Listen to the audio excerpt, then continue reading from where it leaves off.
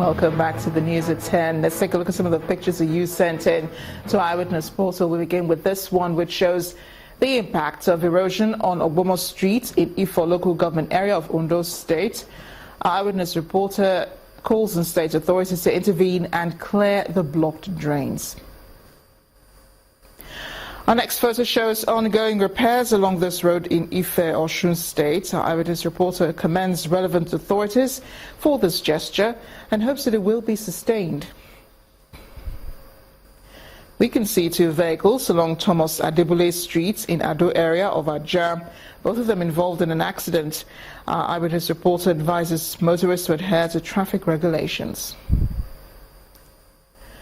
Our final picture tonight shows an overloaded vehicle moving along Airport Road in Ilorin, the Kwara State capital. Eyewitness reporter wants traffic regulators to prohibit such dangerous acts and wants drivers also to be careful.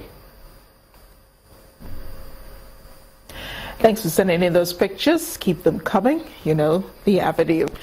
Now, 3 years after the November 2013 anniversary of the landmark privatization of Nigeria's electricity sector, the industry faces a number of challenges, mainly in the area of financial deficit. Last week, the Association of Electricity Distributors estimated the sector's liquidity gap at 383.2 billion naira at the end of 2015 and racing to breach 809.8 billion naira by the end of 2016.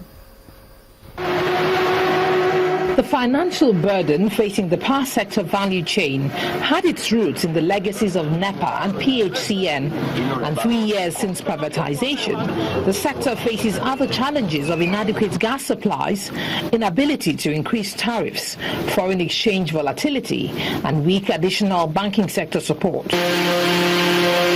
One of the solutions recently being put forward by the federal government was the flotation of nearly 310 billion naira bond bailout. The debt package aimed at boosting the sector liquidity and preventing steady collapse of electricity has, however, been rejected by the Senate.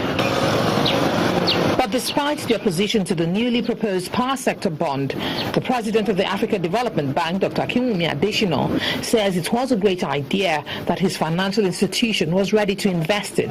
What has happened with the power sector here, it's a liquidity problem, right? You have the generation companies, you also have the distribution companies, but you have a liquidity problem in the power sector. And the government is doing the right thing in terms of wanting to post power bonds to be able to do that. And our bank will invest in those power bonds. As the executive and legislative branch of government bicker over liquidity challenges facing the power sector, the opposition to plans at raising tariffs, and the move by Senate to investigate the 2013 privatization, the Union of Electricity Distributors says there would be serious consequences. Helping us tonight to unravel what's going on in the power sector is Managing Director of CCS Technology, Arthur Osiagro. Thank you for joining us on the News at 10. Thank you very much. What I was asking, if funding really is the problem of the power sector, you think otherwise? Yeah, funding is part of it, but that is not the only problem we're having. Remember that when government sold NEPA, as it were, they had 40% equity, which means they are not really in control of the discourse. Now, the power sector is standing on three legs. We have the generation, the transmission, and the distribution. Now, most of us look at it as if it's only a distribution problem. That's not true. The government has over 100% equity in Transmission Company of Nigeria, which was not privatized. Now, if you look at the dailies on the 11th of October, it was explicitly written there the issue with TCN, which means TCN is still having losses up to 20% and interruptions up to 36%, which means TCN still remains the weakest link in the entire power sector. So, and government owns wholly TCN. So I would rather suggest that government should leverage on TCN, because even if we generate all the power that Nigeria as a country needs, we don't have the grid capacity to convey this power to the discos. And discos have always been complaining that they can only distribute what has been given to them. So these are the issues. So it's not just funding. I imagine that you would say that, but you know, the House of Representative members are actually going with the issue of funding. They have already rejected a government's proposal to request a 309 billion naira bond to fund the power sector. If this is being rejected by the lawmakers, what other options do we have? Now, the government has not told us these billions of naira they are talking about, where exactly are they going to inject it in the power sector? Don't forget, the Gencos are having a lot of problems. Egbi was generating over 1,100 megawatts. Today, they are doing a little bit above 400, which means we still have a big problem with the Gencos. And when the Gencos were sold, we had the Nigeria bulk electricity trader. As of today, we still have a debt up to 500 billion, amounting from what has been generated that has not been paid for. So these are issues. So this money government, this bond government is talking about, are they going to inject it in the discos or Gencos, or even the TCN that is comatose? We can't wheel more than 5,000 megawatts today. But will additional funding help? What the government needs to do is to put the enabling environment. For example, we have said it repeatedly that government does not have any business doing business. What they should do, they have up to 40% equity in discos. Why not sell them? Why not sell them and allow multinationals to buy into this? They can pull the fund together and exactly push things in a way that discos can be given enough liquidity to solve all the problems that discos are having, even if I believe the problem is not with the discos as it stands today.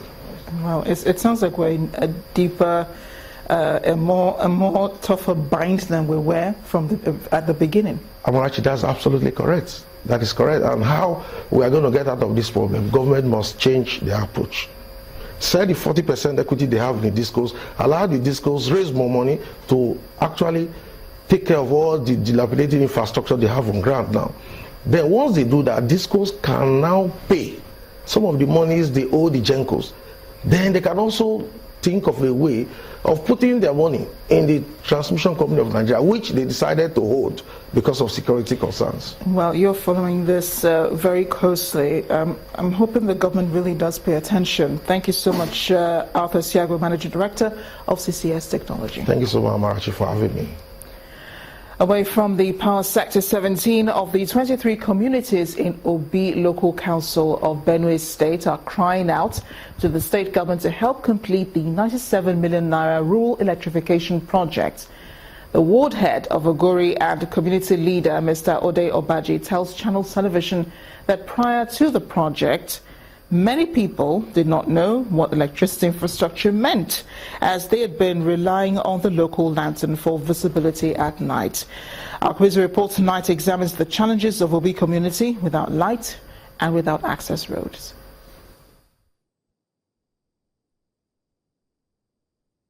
Etisalat, now you're talking.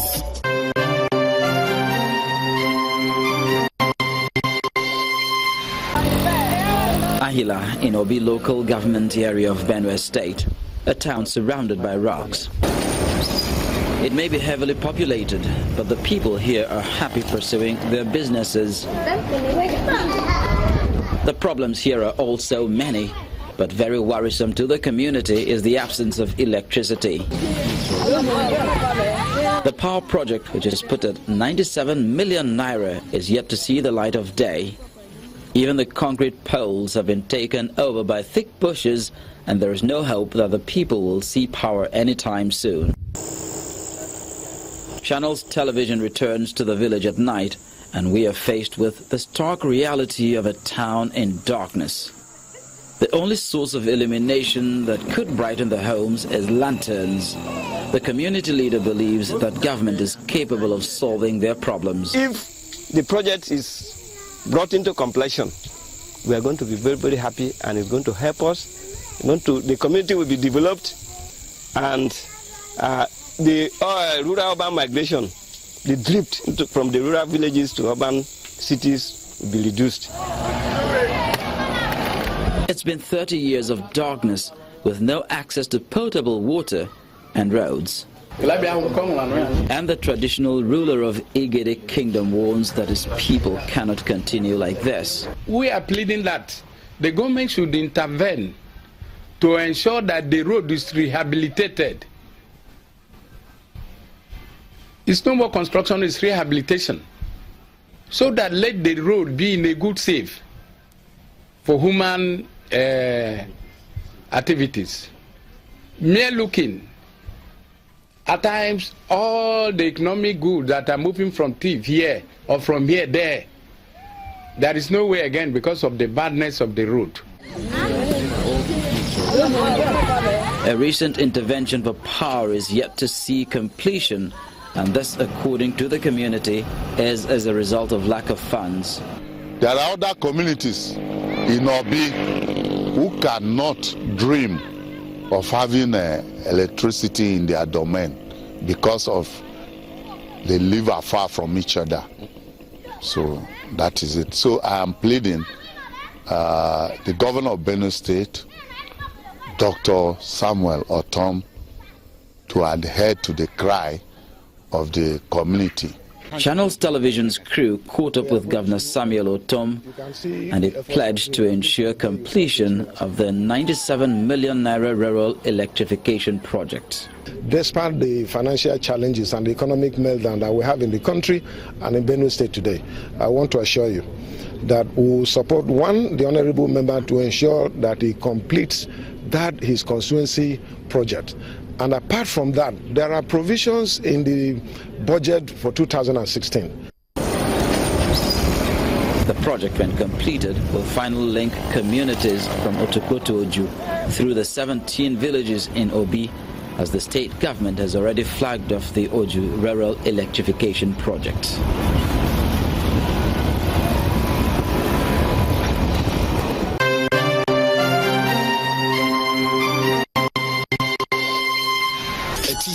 Now you're talking.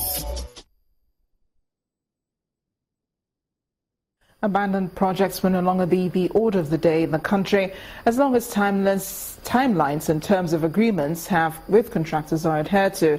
That's a solution proffered by the River State Governor Nyesom Wike when he visited some project sites in Port Harcourt, the River State capital. The governor warned that the era of contractors taking advantage of a flawed system is over. It's an executive move to ensure that a road project does not get abandoned this time. Governor Nyesom Wike is received by excited residents of Rukboku community in Port Harcourt, the River State capital.